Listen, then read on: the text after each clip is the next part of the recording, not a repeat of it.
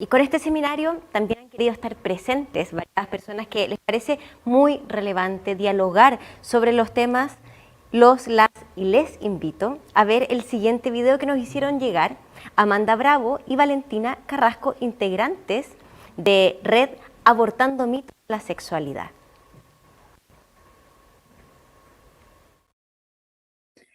Hola a todos,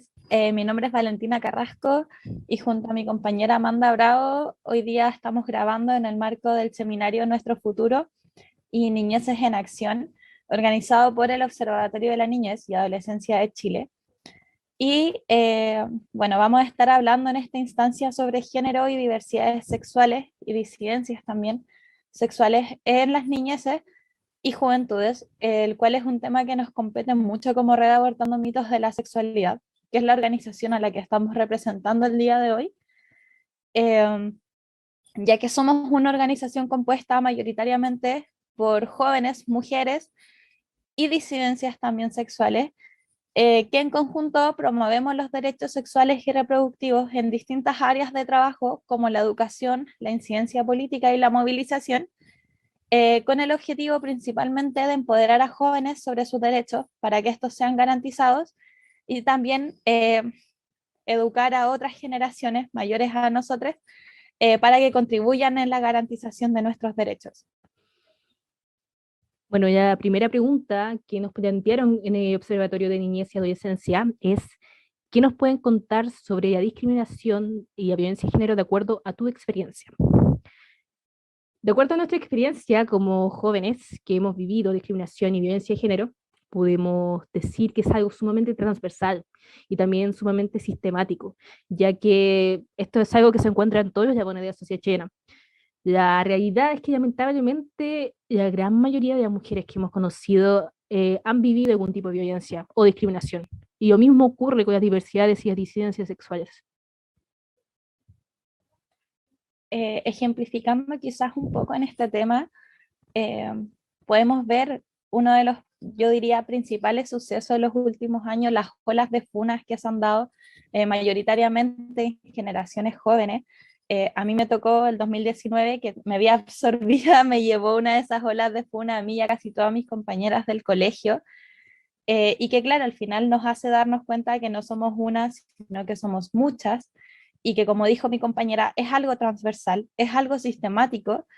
y que, bueno, nosotros también como RAMS lo relacionamos mucho con la existencia de políticas públicas ineficientes en términos de prevención de la violencia en el pololeo, en las relaciones. Así también, como otro ejemplo, podría ser la ley antidiscriminación, que sabemos que no contribuye para nada en prevenir situaciones de discriminación y que tampoco ofrece herramientas o como recursos de protección realmente a las víctimas. Y así también, además de políticas públicas ineficientes, encontramos la falta de estas mismas. Sabemos que hay muchos temas en los que no se han legislado que hacen falta, como por ejemplo la educación sexual integral, que el año 2019 no obtuvo los suficientes votos y que es algo sumamente necesario para poder construir, para poder reconocer nuestros derechos, construir una sociedad más desde el respeto eh, y desde la garantización de derechos al final. Bueno, y por último, eh, también encontramos la falta de educación, que de hecho está muy ligada al tema de la ESI, la falta de educación que existe en términos de derechos humanos en general. La segunda pregunta sería, ¿qué deben hacer las autoridades para que se respeten los derechos de las niñas y jóvenes de las diversidades sexuales? Bueno, esto, el primer paso, uno de los fundamentales, sería garantizar de forma explícita en la Constitución los tratados de derechos humanos, entre ellos que está la Convención de los Derechos del Niño. Y esto es importante porque Chile lo ratificó, sin embargo no está de forma presente explícitamente en la Constitución.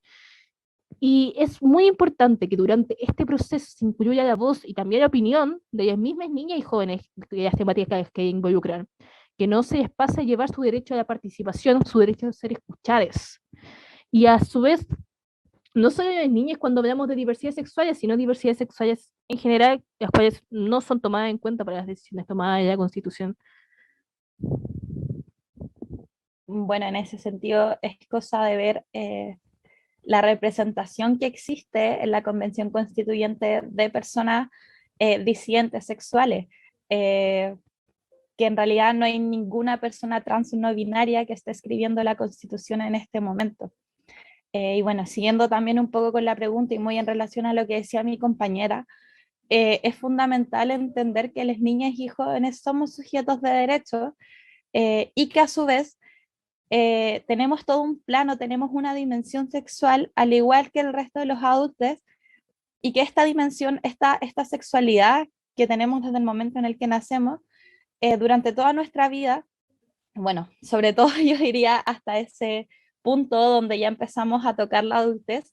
se nos censura, se nos limita nuestra sexualidad, se nos impone una forma de vivirla que, bueno, nosotros reconocemos particularmente como el heterosis patriarcado,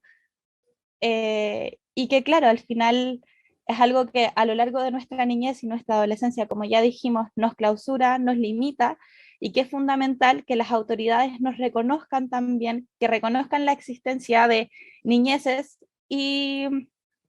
juventudes no heterosexuales, no cisgénero, eh, y que claro, tienen el derecho, tenemos el derecho también de ser tratadas como iguales, reconociendo nuestras diferencias. Y por último, en relación a esta pregunta respecto a qué deben hacer las autoridades, es fundamental que como sociedad en general, y obviamente las autoridades tienen un rol fundamental en esto, es necesario que rompamos con las dinámicas adultocéntricas existentes en nuestra sociedad, que se nos deje de ver a las niñezas y juventudes como el futuro y que se nos reconozca como parte de la hora,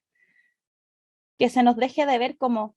la adolescencia, como un proceso para llegar a ser algo, porque ya somos algo. En el presente tenemos necesidades y tenemos también las herramientas para poder construir algo nuevo. Y claro, en ese sentido, eh,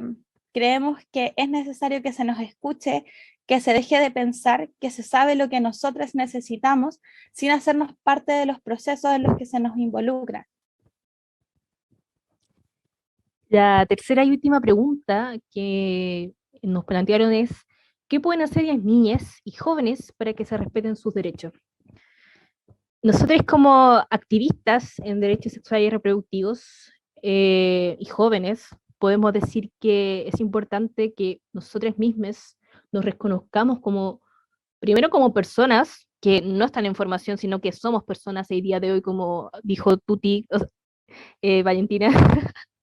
eh, reconocernos como sujetos de derecho, ¿no? Empoderarnos a nosotros mismos y exigir que se nos garanticen en los distintos espacios que habitamos. Porque es importante alzar la voz frente a situaciones de vulneraciones de derechos. Y también en este sentido es fundamental buscar espacios que sea donde se pueda educarse en derechos humanos, como también en educación sexual integral. Son temas que no son parte de la malla curricular de los establecimientos educacionales y que se tienen que encontrar de forma alternativa. Y esto con el fin de poder contribuir a la construcción de una sociedad que no sea adultocéntrica, una sociedad no sexista, libre de violencia, con relaciones afectivas sanas entre las personas y que sea respetuosa, cuyas diversidades y disidencias sexuales. Esto es lo que teníamos para decir. Agradecemos mucho la invitación del Observatorio de la Niñez y Adolescencia e invitamos de parte de Red Abortando Mitos de la Sexualidad a continuar sobre la discusión de diversidades y disidencias sexuales en las niñeces y juventudes. Muchas gracias.